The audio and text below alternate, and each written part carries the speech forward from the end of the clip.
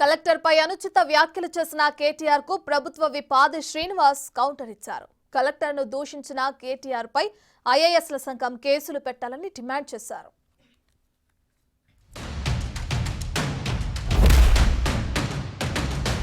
మీ అందరి కోరిక మేరకు ఏర్పాటైన ఈ జిల్లాలో దీని పక్కనే కలెక్టరేట్ కట్టుకున్నాం. కలెక్టరేట్ అద్భుతంగా కట్టుకున్నాం. మరి ఇవాళ ఒక కాంగ్రెస్ కార్యకర్త వచ్చి కలెక్టర్ రూపంలో కూర్చున్నాడు అక్కడ. ఇక ఆయన మన నాయకులను సీదా మాట్లాడుతున్నాడు కలెక్టర్. ఏమని మీరు పార్టీ మారండి అని కలెక్టర్ చెప్తున్నాడు. ఒక అంత గొప్పడున్నాడు ఇక్కడ కలెక్టర్. ఒక ఇటువంటి సన్నాసులను ఇవాళ తీసుకొచ్చి కక్షపూరితంగా రాజకీయం చేసే ప్రయత్నం చేస్తా ఉన్నారు. ఏం పర్వాలేదు, ఏం ఫరకూడదు. టీఆర్ఎస్ ఎంట్రుక కూడా ఎవడు పీకలేడు అనే మాట కూడా చూస్తాం. మనం కూడా చూద్దాం ఎన్ని రోజులు చేస్తారు ఈ డ్రామా, ఎన్ని రోజులు కలెక్టర్లు, ఎన్ని రోజులు అధికారులు, ఎన్ని రోజులు పోలీసు వాళ్ళు, వీళ్ళ నాటకాలు మనం కూడా చూద్దాం. మంచిగా రాసి పెట్టుకోండి. నేను చెప్తున్నా, నేను అంత మంచోని నేను కాదు. నేను పక్కా చెప్తున్నా, ఇవాళ ఎవరెవరైతే బాగా అతి చేస్తుండ్రో,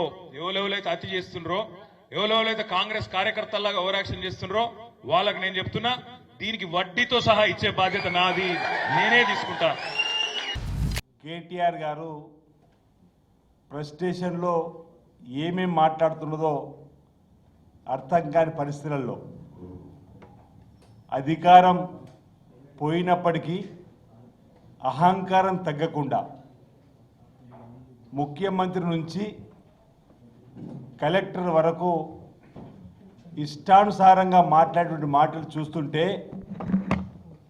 ఏమనాలనేటువంటి మాట ఈ సందర్భంగా చెబుతూ, చిన్న పెద్ద తేడా లేకుండా వాగుతున్నటువంటి మాటలను గమనిస్తే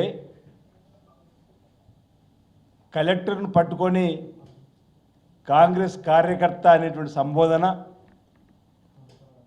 కలెక్టర్ను పట్టుకొని సన్నాసి అనేటువంటి పదాన్ని వాడినటువంటి సందర్భంలో ప్రజల పక్షాన మేము తీవ్రంగా ఖండిస్తూ